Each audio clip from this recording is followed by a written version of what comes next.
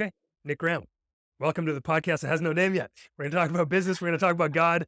And dude, thanks for being here. This is actually my first ever recording. I've got like 5 lined up, but you're number 1. So how does that feel?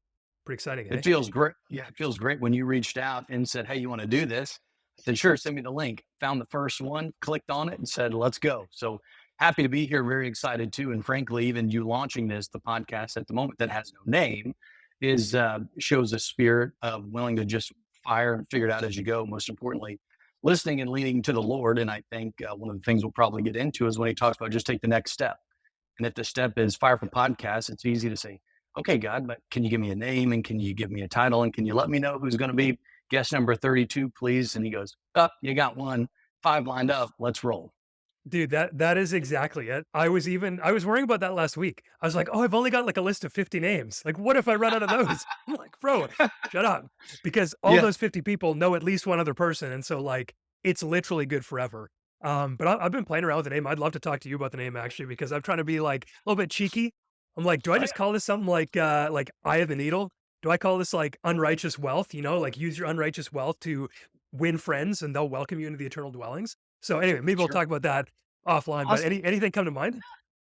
Yeah. Well, it's interesting when we just spoke briefly and you said, hey, I'm kind of thinking about this, but the Lord's leading me into this, where as we had a conversation at Famous at Home retreat about some folks, entrepreneurial, are just wired different. And it takes a while to embrace that. I think for a long time, I was trying to read into everybody, you should do your own thing. You should be a scrappy entrepreneur. Don't you see what this can do for your family?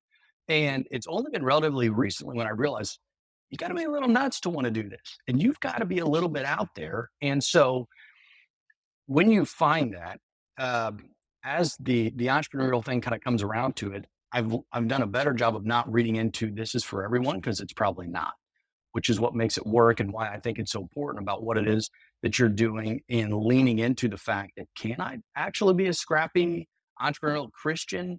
Because most of them in my Bible study are showing up at 9 to 5 and making all the kids ball games, and that's great. But at the end of the day, I just don't feel that's what the Lord's calling us to.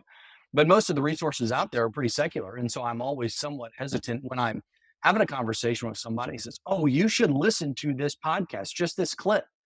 And then I play the clip and I'm like, well, forget the language a little bit, but do you get the business point to it?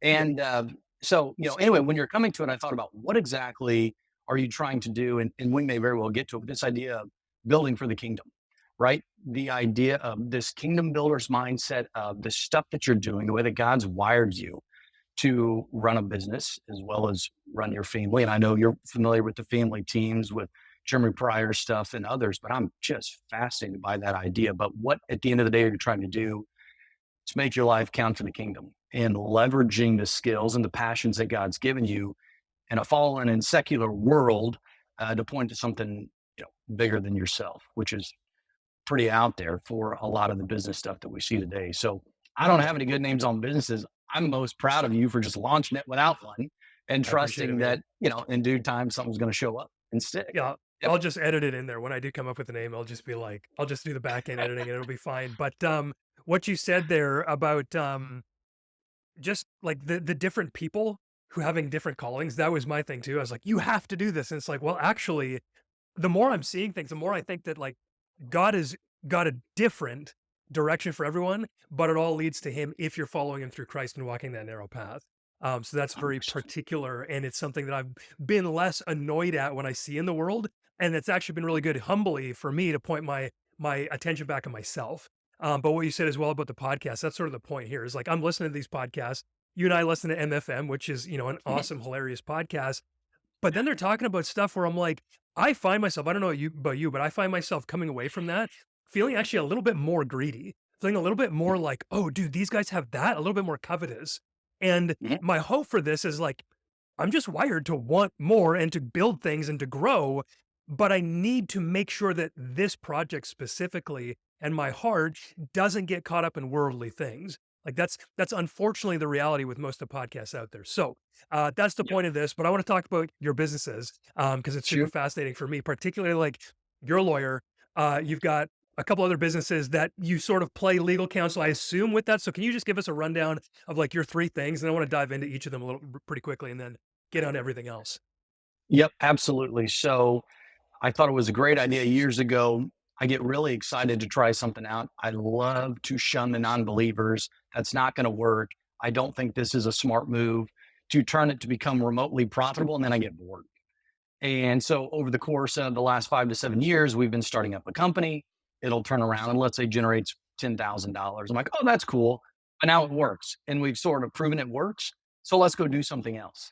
So over the last 5 to 7 years, we find ourselves where we did late last year that we have a handful of these companies that are all doing fine. They're providing a good living for our family. But then you start to realize I'm 37 years old. Uh, my wife, same age, have a son who's 6, a daughter who just turned 8. And I thought, this is fun. But the part that scares me is I can write this story till I'm dead. I know how to do this. I know how to create one. I know how to build a system. I really enjoy that. But at some point, I want to make some bigger bets. And when you look at the businesses across the board, we said there are a handful of these that have a shot to do something really special. But in order to do that, we've got to offload some of these other ones, which is what we've been in the process of doing. So, where we started January 1st, we have 3 businesses that I spend most of my time focused on. One of them is a real estate title company. Another one is a law firm called Landlord Legal, which is this subscription based law firm model. And then another one is Graham Law. And unlike most attorneys, I don't want my name on the sign, I don't want my name on the letterhead. And at times, to be fair to the legal profession, I'm probably a bit too self-deprecating with lawyers. They are smart enough, but they're persistent as much as anything. So we have Graham Law then as well that handles the other stuff. So they're similar businesses in that a lot of them deal with real estate on the Graham Law side. Represent a lot of business owners, do a lot of real estate deals. The real estate title company is an old sleepy industry that I enjoy showing up and disrupting things in that. And so we're doing that with Run Title. Landlord Legal is an online subscription, unlimited attorney help for $250 a year. All the lawyers like, they're going to go broke. Why in the world would you ever do that? I'm like, well, if I go broke, I'm going to go broke trying to do this. And then again, Graham Law, I live in a town of 2,500 people in a rural community just outside of St. Louis, Missouri, over on the Illinois side. So with that, we do mainly real estate business and estate work. But the two that I'm really excited about are Run Title and Landlord Legal, frankly, because they don't need my direct day-to-day involvement, which is probably best. I'm not a manager. I don't pretend to be one. And so that's where I'm spending most of my time at right now. Okay, so I wanted to talk about landlord legal because I knew we talked about the title company in Tennessee, and I was Yep. like, okay, there's a huge story there. Like that was insane to me. How you're just like, I Yeah. don't know if we're like supposed to do it like this, but I got enough approval that like I think we're good. And then you Yeah. just like sprinted. But this landlord Mhm. legal, I didn't even know about that. So I found this when I was doing some research for this. Like, do you Yep. own that? Is that your thing, or are you just like providing legal? What's the setup there? Yeah. So I own it. I'll get super transparent on what we use. We use Kajabi, the software, and it really came out. Have you ever seen Full Time Filmmaker with Parker Walbeck or seen his ads? Go to No. YouTube one time and look them up. They'll show up in your feed all over. So there was a time when we were doing a little bit of marketing work for our own businesses and others, and I thought, oh, I could do this video deal, but I should probably learn. And so I stumbled across Full Time Filmmaker with Parker Walbeck, and he's like, you can join for X number of dollars and you'll have unlimited lifetime access to everything you need to get this. And I was like, wow, that's fascinating. And so as I started to look at it, a lot of our law practice involves real estate. And I'd have a lot of landlord clients calling and they ask the same questions time and time again. And I felt somewhat guilty billing them by like, hey, listen, just do this, do this. Here's how you do it. And so there was this marrying of what if we took full-time filmmaker and turned it into an actual law firm that says, hey, everything you want for the cost of one lawyer's hour, at least where we're at, $250 an hour is what most attorneys charge. You can just have unlimited access. We'll basically give you the keys to the law firm. You can see our forms. We update this lease all the time. We have all these step-by-step guides and articles. And if you ever need to call a lawyer, just hop on the phone and you'll never get a bill. And so one of the things that with Landlord Legal, really where it came from was me feeling guilty charging people money to say the exact same thing. It's like, there's got to be a better way to do this. And actually, before Landlord Legal, we had another company with a buddy of mine from California called Fresh Lease. And the idea was if you're managing your own rental properties, you don't want to call the lawyer every time because all they do is go back to the file cabinet, dust it off, pull out the form, hope they get all the names switched, and then shoot you a fat bill. And so Fresh Lease said, hey, we'll update it as laws change. You can hop onto the portal, create your own lease as much as you want for a fixed cost a year. We were doing that across the US. It got a little bit of traction, but at some point I thought, hey, I spent $250,000 in 3 years of my life to go be a lawyer, to be able to have a bar number in the state of Illinois. Let's just create this law firm and let's do that. So, yes, Landlord Legal is, I own it 100%, and we don't have any employees, any staff. We use Kajabi that, costs a little bit of money a year. It carries malpractice, insurance. It's a little bit of money. And other than that is it just kind of, it works and it's fun. So It's who's neat doing the because actual legal stuff? Is it you? so it's interesting on a lot of the legal stuff. We provide these forms. We're there to help walk beside them, to answer questions as our members have them. But when someone reaches out and say, "Hey, I need to file an eviction against a tenant," we have another attorney, a good buddy of mine, actually was an attorney here in the same town that I am. He'll turn around and handle them. So they go off and say, "Hey, yeah, oh, listen, I just sling funny emails like once a week, and I'll be here to bounce off any questions that you have. But if you need a real lawyer, I'll put you in contact with a good one." So that's how we're handling that, and it's been working out so far. Amazing. And how old is that one now? Like, what is it? 4 or 5 years? I can't remember how much. Yeah, so it seems like the last couple of years, it was around COVID when we launched it. We were just getting Okay. going.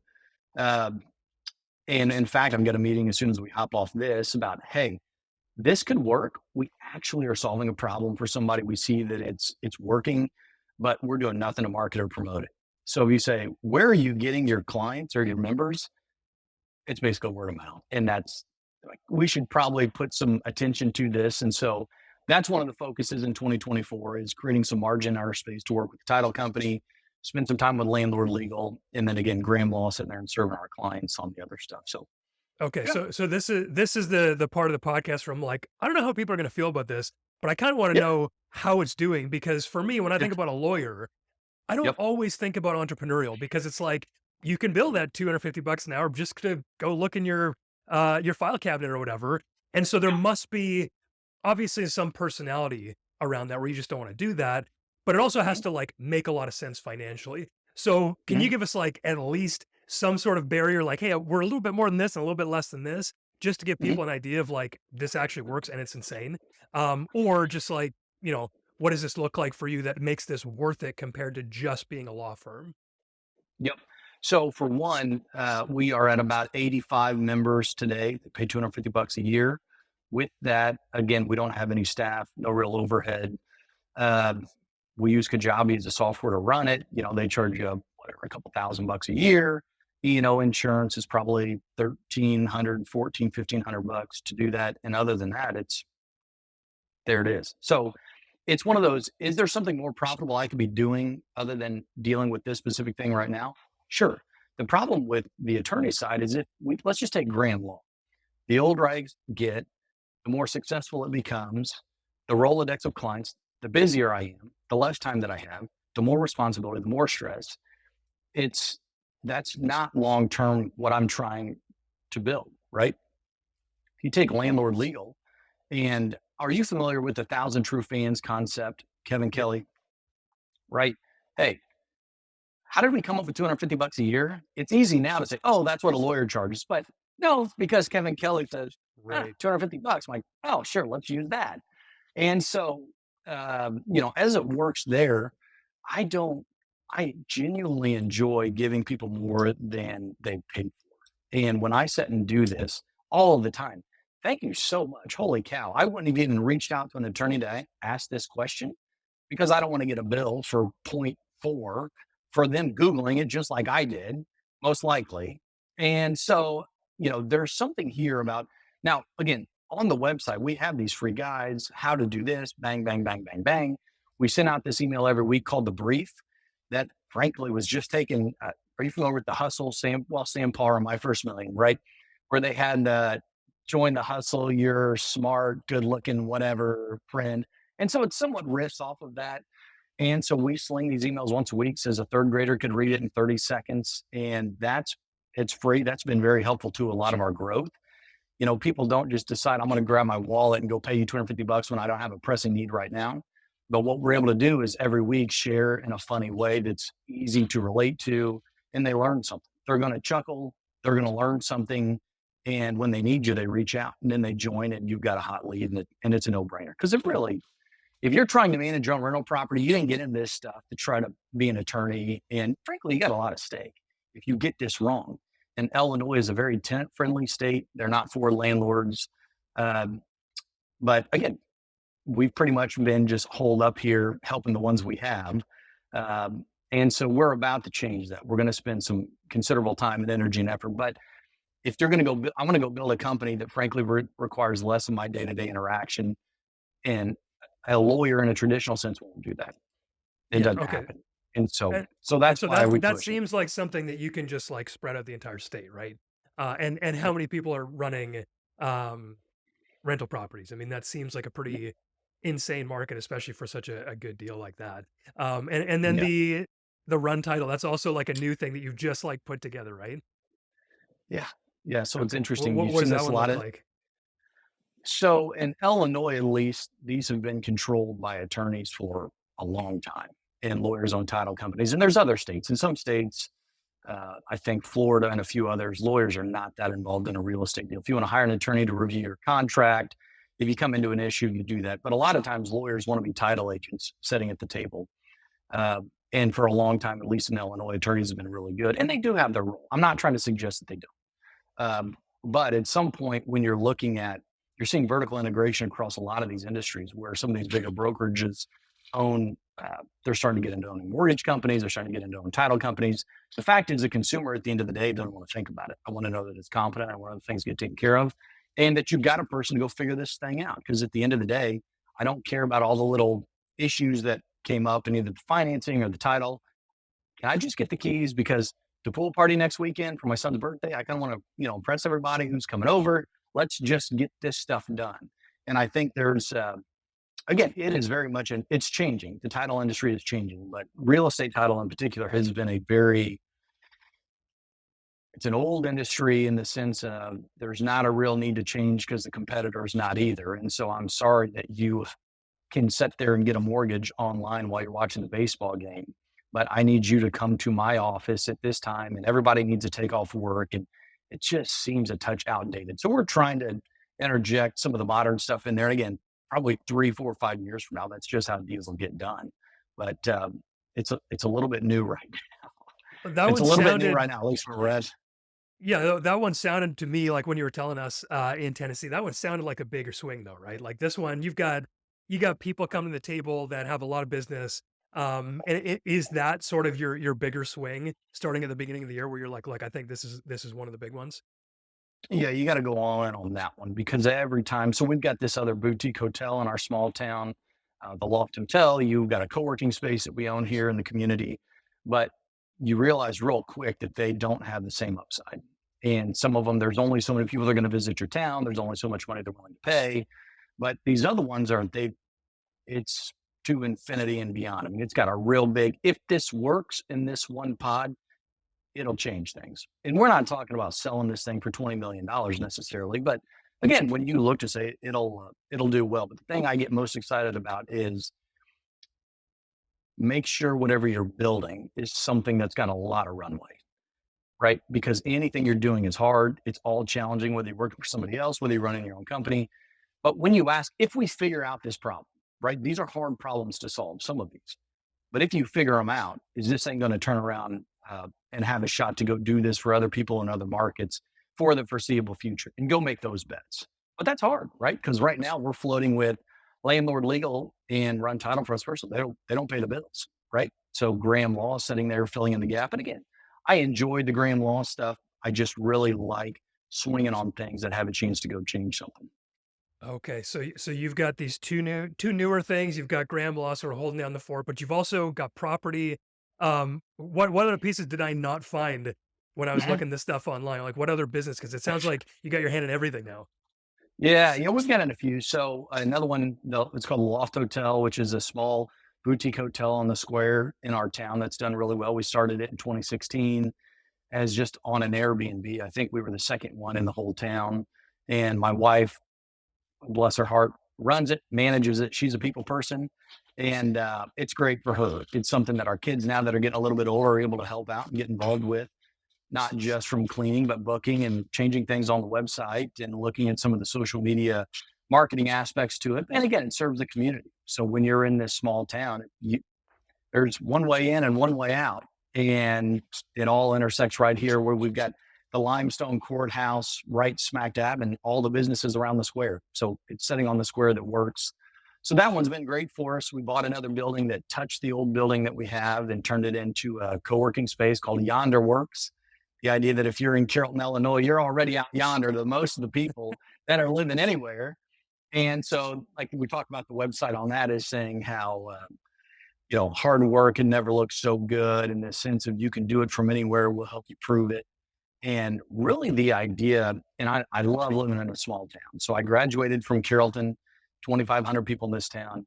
Thought when I graduated high school, I was like, hey, y'all can have this. I'm out. I bounced, moved to California, was out there for a few years, graduated, then went to law school down in Georgia for a year, and then came back up to St. Louis, and then ultimately made my way back home here. So I love this idea of roots and wings, and something I get very passionate about is the idea that you can live just about anywhere anymore, but still own businesses that don't need your neighbor to pay the bills. Because I think what we're going to continue to find, even from, well, in particular, as it relates to leading your family well, right? This community idea, we are really working through what that looks like, and being around other people that are trying to lead their families well and grow in their faith. And what exactly, I think you're going to find pockets of this working around, I'll just say, at least where I know around here, we're beginning to see that. I know Josh Stroud, famous at home down in Tennessee, right? That they've got a community, and it seems that there's these folks they want Christ and they want community. I'm not looking for a country club church, but community is not we show up and have a potluck once a month.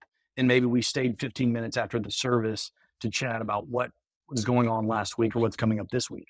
Folks want to walk together. And I know even daily, how can I pray for you? What's happening with you and your family? Could we do this? Can we do that?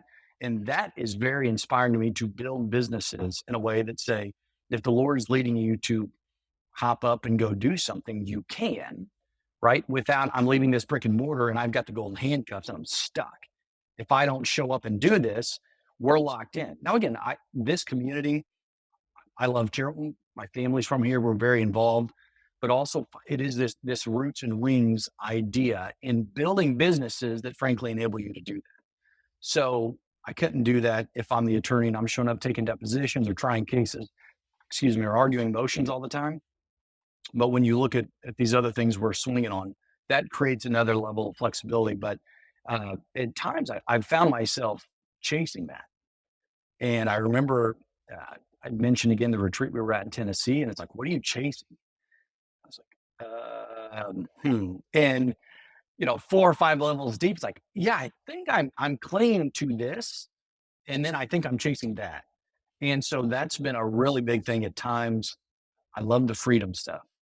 I would make a terrible employee. I understand that. I'm just, I want this thing to work or not work. And it's even interesting because as I say that, it's like, wow, you sound pretty confident in yourself. Where's Christ in all this?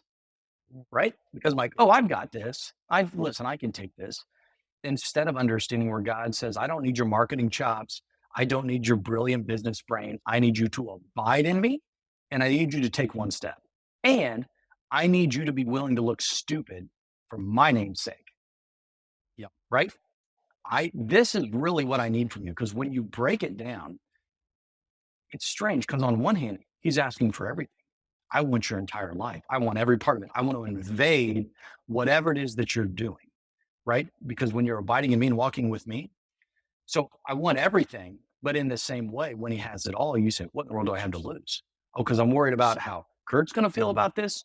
What if somebody sees that, right? And what a way to walk in freedom. And I watched Um, I think it was Hope Darst in an interview where she had talked about you are saved, but you're not living free. I was like, Mhm. oh, interesting. Yeah. Like, and so as we kind of find that stuff when it comes to these businesses specifically, that's one of the litmus tests now. As this, if this thing gets more successful, is it going to require more or less of my physical presence? It needs my guidance, but not necessarily my presence. And I've always been a lean and mean, don't spend money, scrappy, go figure it out. But I'm learning with the run title. When you get some real A players around you, it changes. And there's this sense of leadership that you're having to learn. And leadership, not in the sense of I know the way or I know how this works, but it's the whole how can I help? Right? How can I help? And starting with the sense of I don't have all the answers, but I'm willing to ask the tough questions and I'm willing to look stupid doing it. And Yeah. which I find myself more and more is it's a muscle, right? It's a habit of oh they're willing to look a little bit out there or crazy or whatever the case may be, and go give it a shot. Man, that, yeah, there's so much in that that I relate to in my own journey, like terrible employee, people are gonna think I'm stupid, but like, look at the rest of my life. People already think I'm stupid. And it's not because I'm doing anything wrong, it's because I'm doing things Right. so counterculturally. And so just apply that in business, which like is already countercultural. Um, but one of the things you said in there was about like not knowing how necessarily, which reminded me of one of the things you wanted to talk about today, which is like a couple of these ideas about doing business. Yep. And I want to talk about another one after this. But I want to talk about this now, not how, because dude, this is just like permeating from our Yeah. conversations Yeah. with the podcast here, with what you were talking about when we met originally, and now it's just like I don't know, I'm just going to do the thing. So one example of this is I went to one of your websites. It's like, oh, there's still password protected. I'm like, what? Like, so you're just doing business without a website? Like it's there, but it's not there. So I think a lot of people are really bad at this. Sometimes I'm even Yeah. bad at this, depending on sort of what project I'm working on. But why Yep. aren't you? And why don't you just walk us through this like now, not how thing? Because especially for the guys listening who are like not quite here, not quite like taking that step, this is it. Just do the thing. So can you riff on that for a bit? Yeah. So this idea came from. Are you familiar with Noah Kagan?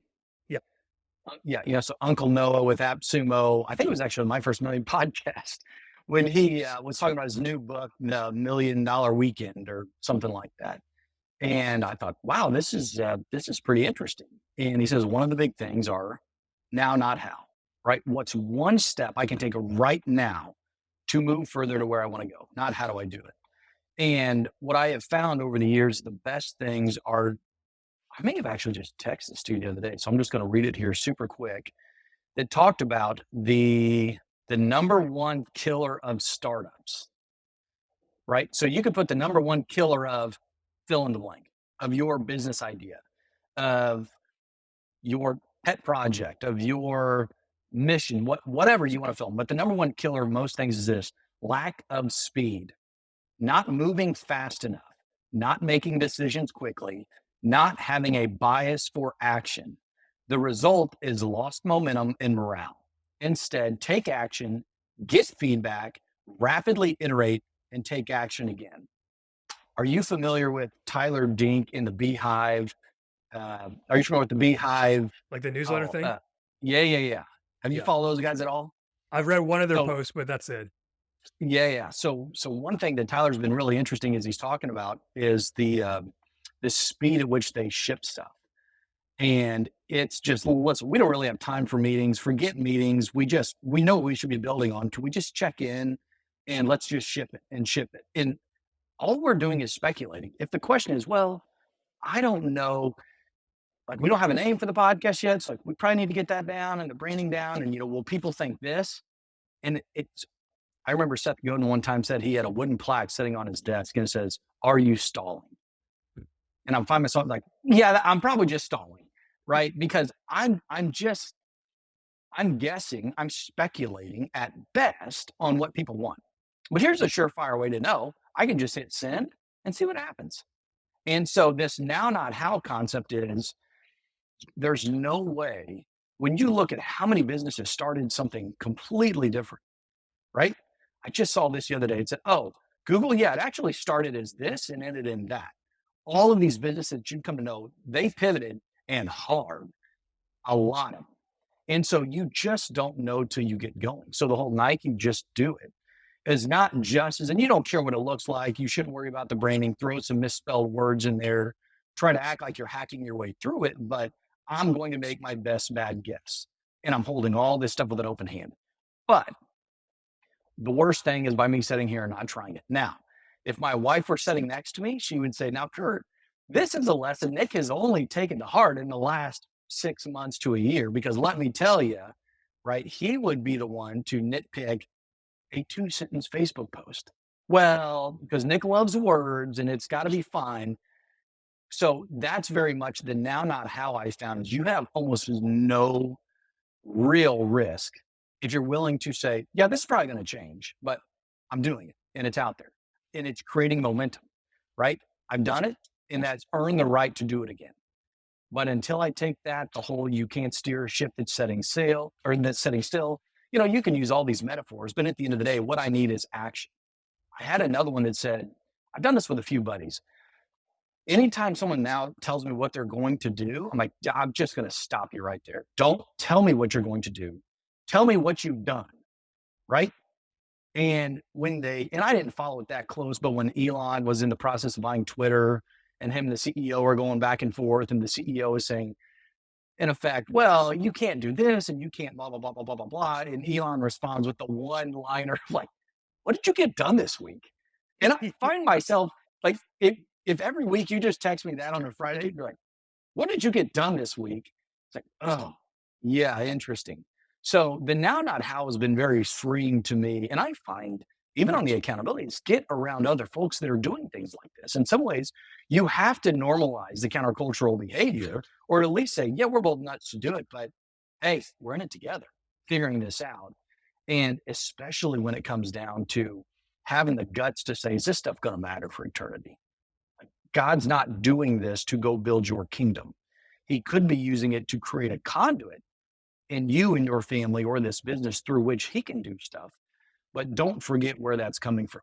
And that I'm finding very hard to find folks that are sharp, scrappy entrepreneurs that frankly, uh, they're out there doing it. I don't care if someone says, hey, I made my first $1 or $5, or I'm making millions and millions. I can't quite figure this out. I talk to my wife about this occasionally. I said, we have like some pretty wealthy friends and we're not. Isn't that interesting? And she goes, yeah, but almost every time we're around them, Nick, you just start in like, is any of this going to matter? You are going to die. God's given you this stuff for a reason. What are you doing with it? And I'm like, well, Yeah. it could be. It could be.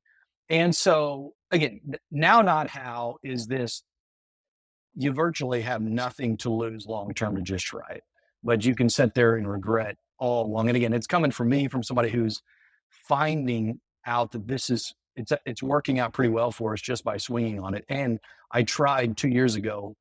I said, this year I just want to stop taking myself so serious. And I at times try to be a touch too polished instead of saying, hey, this is the best version of what I've got. But again, in terms of longing for some of this community is to be known, right? And I can't do that when I'm always worried about how I'm coming across or what things are happening, but really trying to walk in the idea that it's not about me. And there's so much fear that gets in the way of actually doing that, because the same thing for me, right? Like I've always been an action taker, but I will spend sometimes weeks and months stewing before I'm like, "Oh, get out of your way, dummy." And then it's just like off to the races.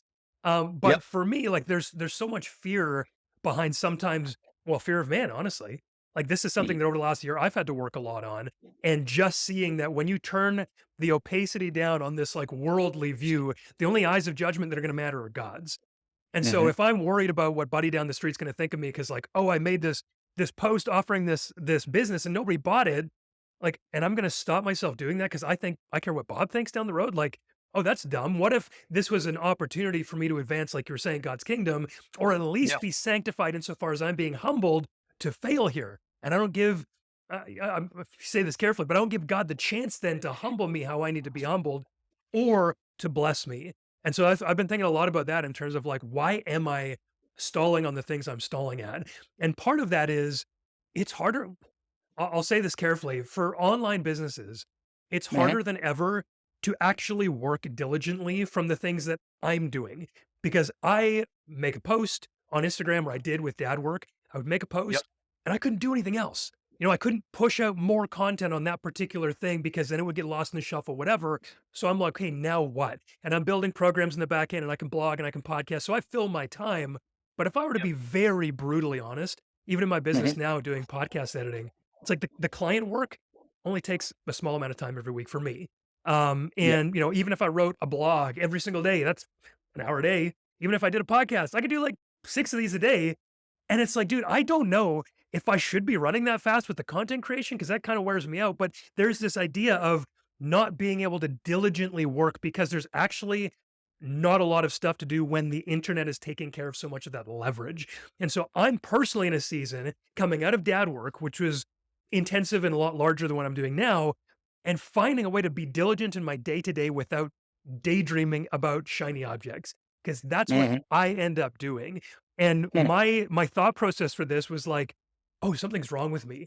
I am not able to work hard. Like I'm not able to do what God wants me to do right now because I must be I'm a dreamer and I'm this guy who's like all about starting things. What do you mean that you've called me to this like agency? Like an agency business is the last thing I ever thought I'd be doing. And yet Yeah. here I am, and I'm trying to be diligent in this. The whole point I'm saying is I was talking to my mentor Scott, who I'm going to have on this show sometime soon, and I Oh, was like, "Am I doing this right? Does God want me here? What about my gifts over here?" And he just looks at me. He's like, I don't have time to think about any of that. He's like, I'm so yeah. busy running my business that I don't have time to think about, is this like the exact right calling? I'm acting and God is leading. And what Mhm. he always says to me is that, like, you've got to dig the ditches so that when God makes it rain, you collect some of that blessing or whatever. But if you're standing Mhm. around just waiting for it to rain, your fields are just going to be flooded. So anyway, Yeah. that's a long way of saying this is my work as well to do now, not how, because I'm so often scared and so often overthinking. Do you have It a big vision on this that drives you? Because I think that people who don't achieve their goals or whatever they're after, often don't because they are more likely to have comfort take over, rather than doing the hard thing. Because why would you do a hard thing when you don't actually know what the payoff's going to be? So, do you vision plan? Do you set goals or anything like this? Like, where are you going with all of this? Yep. So 20 minutes from now, I've got a meeting on landlord legal talking about exactly that. You familiar with the EOS framework, the Yep. entrepreneurial operating system? Yeah. So we're just doing the VTO on that one here in 20, 25 minutes. We did that with Run Title, and one of our investors is the guy that's always like, "Oh, hi, little small boy stuff. I didn't know that's what was that the goal, or I thought we were talking about." And what I struggle with is you can see the when you see the potential and you start to see some results that say, "Oh, play this out." And this may be the closest to a tiger by the tail that I've ever had. There's a weird feeling of guilt that I'm working through now. It's not shame. It's just, wow, if that worked, I'd see what that would look like and do for my family and what that frankly may free up some other opportunities. But yeah, I've struggled a little bit with it's not an imposter syndrome because I'm like, oh yeah, everybody, well, dude, you were just basically ripping off of this, right? And Sean, when you sold the Milk Road, you just ripped off the hustle effect. I mean, are you familiar with Steal Like an Artist? The book. No. There's a book called Steal Like an Artist, and he's got a cool TED talk on it as well. I can't remember the guy's name, but the point is, you're going to create nothing. The only way you're going to create something original is by just taking bits and pieces from others that have gone before you, and then effectively you create something new. But there's nothing new under the sun. So I don't struggle with the imposter syndrome. I struggle with if it works, having this weird guilt with the success that comes with it. Because if I'm out there hammering away every day, I've earned my keep. I've put in the work. My back hurt, my legs hurt, but I laced up my boots every day and I did the time. And now I get to you don't have that with some of the stuff we're building, right? Is wow, we kind of just found some really smart people and a bit of an opportunity and swung on it. And one works. And so, yeah, there's a vision to me. We have one very clear on the title company. We have we're getting close on landlord legal, what that looks like. And I have a feeling if I handed it and showed you, you'd be like, dude, you need to 10x that because you're not thinking big enough. And I'm like, yeah, that's the other part I can see too when you mentioned the comfort is boy, this has a big upside. But if you're making more money than you've ever made, and you're not on the billionaires list, you're not worth $100 million there. eh, this thing, there's a level here that I could pretty much do some things to want to just start playing it safe. And then you find yourself playing defense and then constantly are reminded, which do you believe that you earn this, right? Your skills, your talent, you identified the market, you did this. Or are you able to open up and say, I'm just trying to walk in whatever I feel that the Lord is laying out for that day. And if he chooses to use our family or this business in some way financially, that's I trust that if that happens and it becomes successful by the world standard, God must have a pretty big plan and vision for it. And that excites me. That really excites me. And the other one that I really am interested in is we've talked about how a lot of the business stuff is secular money, money, money, money, money. Um, and I'm really intrigued with the idea of throwing your entrepreneurial chops behind stuff that there's no question it's working for the kingdom. And so it's, oh, cool. You make t-shirts. Yeah. Well, what if we did this? Right. And the t-shirts get the name and they get the number. And if you're one of the 50 that buy a shirt, we're going to pull out of a hat because all the money's going to build a well somewhere and we'll fly a round trip. All of these things that make no sense. Because I've had people say, well, that doesn't make any money sense. Right. And you couldn't sell enough t-shirts to do it. I'm like, yeah, but we got rich friends. Yo, stroke the check to do this. Yeah. And they're like, yeah, dude, okay, Amen. I'm down. And so this other part of like, stop trying to figure it all out because the story that God's writing in your life, very rare, if we're being honest, scoot back even a handful of years, handful of months perhaps, and say, could you have pictured this? Right? No way. But somehow we think a snapshot, this moment in time, well, but now I think from here on out, God's going to, you don't have a clue. Mhm. The only thing you can do is wake up, abide in him, walk with him, and in the rest of that, but again, it takes the action. So, like you said, I'll overthink. I'll go. I got no problem going once I know whatever I've cleared and I have the green light to go. And I just love the whole shoot a bunch of shots. And I read one today. A guy was talking about how he started up with his business partner. Like his buddy calls and he goes, "Yo, Kurt, I think this could work." And you say, "Yeah, I actually think it could. I don't think it'd take a ton of time. Let's do it." And then we talk about how we're going to split up the profit, right? And it's like, oh, well, 50-50 is not going to work because if whatever, somebody's got to own the majority cut. They're like, all right, dude, you got a coin? Like, let's just flip it right now and flip it. And like, okay, your call, heads or tails, right? They flip it. And like, okay, cool, you got it. Now can we go? Right? And again, it's very important when we talk about this. It's not a workaholic mindset. It's not I'm just grinding, slaving all day, every day, but I'm clear on what we're trying to do. And when I'm on, right? And so I'm working on the right things, throwing the energy at it. And that's the short of just ship the product. Start getting it into the hands of folks. Gather feedback, welcome feedback, change, iterate, and move on. So it's been Let's helpful for me at least. Yeah. let's go, man. Yeah, no, Yep. that's really good. And I think there's a lot in there that, man, specifically the snapshot in time. I'm feeling convicted by that. Like, yeah, you Man. talk about a year ago. You talk about like 14 months ago. I didn't know that a year ago was going to happen. Uh, 3 months ago, I didn't know that this last 3 months was going to happen. Like it happens Yeah. constantly and surprises me constantly. And so I'm like, I have been trying to discipline myself. I've been trying to talk to my kids about this too. And it's like, oh, I better do the better job of this, which is like, just do the next right thing. Don't worry about the Mhm. result. Like the sower will have his reward or whatever, the water will have his, but God gives the increase. And it's like, well, then what am I worried about? Like, shouldn't I just be doing the next thing that I have to do here. Like that's been so hard for me not to go, "Oh, but I want this result." Like, have you found that too when you're trying to plan about all this stuff, or does that come more naturally? Yeah, I would say I'm getting better about, I just want to go. I just want to go. And I can't control this stuff. I don't want to think or speculate because I know where I'm at right now. If God said, "Hey, I'm going to take one of these businesses and do this with it," it's quite possible that I would start to tell myself, "I've never done that. I don't know how you lead that. I don't know what," and then I'm back into the stalling. Whereas, can you just take this next step? And the more that I'm focused on abiding in Him, the more that I'm focused on just taking that next step, and the other one always shows up. I mean, in any of the stuff that you've ever ran, it's probably rare that you've ever stepped into a moment like, I couldn't tell you one thing I could do right now that would head in that direction we want to go. Right. Yeah. Every time, if you're honest, like, well, I could do this.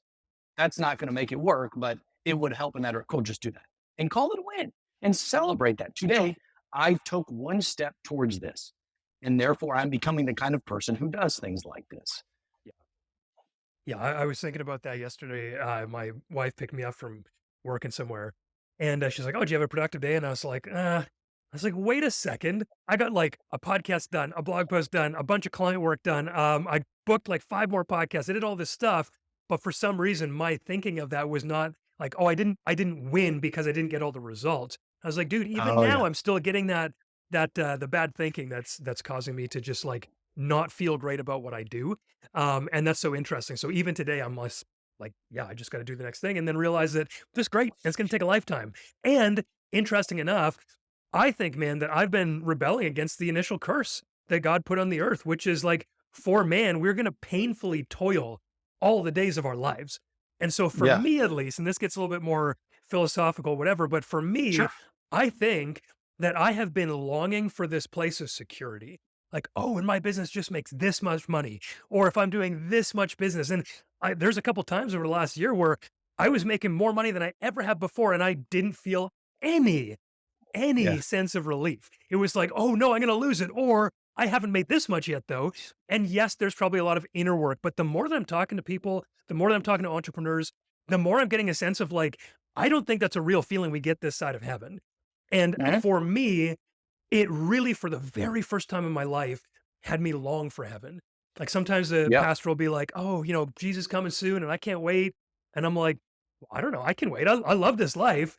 Life is so much fun. Why do I wanna leave it now?" And I get intellectual and all that kinda stuff that, like, yes, we want heaven. There's not gonna be anything bad happening there. But this, for me, when I realize that this is my curse as a man, this is initial curse on the world, on mankind, to painfully toil, I don't mm, think I'm ever gonna get that ledge where I'm like, "Oh, finally, I've made it," other than when I'm in the arms of God, when I mhm, die. And that was a very sobering thought for me, and I was like, "Okay, so rather than feeling bad about the fact that I'm never gonna feel that, I'm gonna accept that and move forward knowing that rather than sticking my head in the sand going like, 'Oh, I wish one day I'm gonna feel better about this.'" So, I don't know if that relates at all, or I don't know if you have anything to say about that, but it's just like, man, I don't think we're ever get to the place where it's gonna be, like, just good forever because that's called heaven. yeah. And that's right. And I think when you feel that, even hint of, "Boy, this is kind of good," that should be the red flag. When you find the moments that say, things are kind of just going along good, because when I read in scripture, it says, "In this world you will face trials." Like, oh, because I think if I'm out here, especially, I can only speak in America in 2024, if I'm living out the stuff that I think that God's calling me to do, you're probably going to not be the most popular. You're probably going to shake some feathers. So the moment that you feel comfortable, the moment, and I know this about myself, even the thought of coming on this podcast where I tell my wife last night, I said, "Care, I watch podcasts. Like, I don't like, I've never been on a podcast." And I'm like, Talladega Nights, like, what do I do with my hands? Like, it's like, listen, all, all this stuff is about, and my wife says, "Nick, the things that we talk to our kids, right? We choose to do the hard things." And it's like, oh, just go do it. Go take your shot. Go take your shot. There's this moment of, oh, I'm a little nervous about it. Good, right? That's where growth is at. Because when I don't feel that, a day turns into a few days, and then let's roll into an early holiday weekend. And next thing you know, for the whole week, I'm looking back with Elon in my ear. What did you get done this week? And there, on one hand, is give yourself credit. Because the question is, to your point, did you see the results you hoped to get this week or today? Hey, Kurt, how was your day? Was it productive? And in your mind is, did I get the results today versus did I lay the bricks today? Yeah. Oh, I got this brick laid and this brick laid and this brick laid. And so when it comes to that, I think it's very helpful when you're focusing on the next best thing, do it and give yourself a whole lot of grace in the meantime. I know we got like 3 to 5 minutes left. So give us some Sure. business ideas, man. Let's do this. I know you said local newsletters. What does that mean? Let's go there. Yeah. So are you familiar with the Convert Kit, Nathan Barry? Yeah, yeah. I use them. Yeah. Okay, perfect. So he works with, I think he's got a partner. I don't remember her name, but it's called With Love from Boise, right? And Nathan's like, oh, Boise. And it's cool. I've never been there, but it looks pretty neat. But it's this idea of what local media companies are looking like now. And in the small town that we're in, there used to be the Green County Shopper, which is, hey, you've got a car for sale. You can't put pictures. You can't update it because it only comes out in the paper once a week. But you should be able to go in and phone in, pay the money, and you can post your for sale listing. That has since went away. There's now a paper that comes out once a week. But unfortunately, at least around here, everybody goes to Facebook and everybody's effectively created their own little media company. And if you're not friends with this group, you don't know about these things happening. Or if you're not friends with this group, these things aren't happening. What they've done on Twitter, there's a guy, I think it's called like the local newsletter guy or something, is the whole idea of just find your people, right? And so, and this maybe is more, applies perhaps more to smaller towns, but I think someone could show up really quick. And their whole With Love from Boise is, hey, here's a few things that are happening. They're not writing stories, they're more curating the news instead of creating it. Right. I'm really fascinated with that moving forward. Everybody's trying to create original, original, original. Just take the cool stuff and share it. So when you look at like Sean Purry's The Five Tweet Tuesday, oh, here's some cool stuff I found.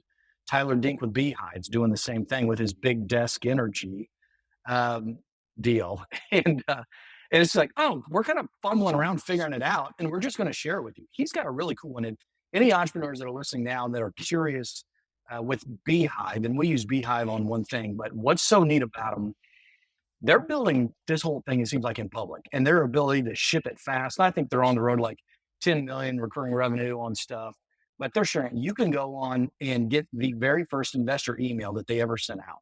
And every month, it's just as if you're an investor and you see what they're saying and they're showing and they're rolling. But I think they're from a business idea, especially if you're living in a smaller community, that you can step up, share the good and the positive stuff too. Media companies, to me, you've got a chance when somebody's controlling it and they're pushing a narrative now. I wish we would see more Christian entrepreneurs pushing, frankly, a different or a bigger narrative, and one that I think we're all called to go do. I only see it more so in a smaller town. We've got one, it's called visitthesquare.com. You can go to it's got, here's a calendar, here's some events, here's some things that's happening, here's some of the businesses. But I really think spinning off and being a somewhat small curated newsletter for a specific group of folks would be pretty interesting. And there's more people doing that. But one of them online, that's one that's got me uh, really interested. We're not going to go do it, but I think somebody could without a lot of money. And a lot of these business ideas too that we talked about are, can you launch it in a weekend? And there's a lot of them for probably $20. You could be out and at least have 5 subscribers before, in the next hour. Yeah. And that Do you creates more. know Andrew Wilkinson? He's like Yeah. a local-ish to me. Yeah. Yeah. He started Capital Daily, which is like an online news Okay. site just for Victoria, which is the capital city of BC where I'm at.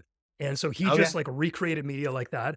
I was looking somewhere yesterday, and I think I found this girl locally to me, Langley, BC. She's got like Okay. 11,000 people on an Instagram account, and she does like local shout outs and she does like affiliate marketing. And I'm like, that's not a huge thing, but it's small and it's easy. And she's like a stay at home mom or something. And it's like, dude, why don't people, like, to your point, just do this super locally, share things that are happening, and again, glorify God in doing that? Because then we get to see the culture hopefully become Christian just by being around and being useful. So I love this idea. Yeah, I've got many ideas like this one as well. But dude, I think Yeah. we're gonna have to do another episode where we just like go ham on business ideas because I know we're at the end of the hour. Yes. So thanks, man. This has been fun. Yeah. Where should people go to find all the things you talked about? What's the best? Do you do anything like social wise, or you just build business? No. Yeah, I probably should, but I don't. Well, So no, I don't go to stopped. Graham. Yeah, if you go to Graham Law Team right now, it'll be password protected. You can't even get in. So I guess you got to know somebody. But then you go to landlordlegalteam.com, see what we're doing there on the title stuff. It's weruntitle.com.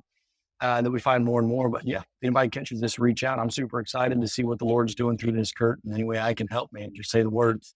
I love it, dude. Thank you so much. And we'll see you back here sometime soon.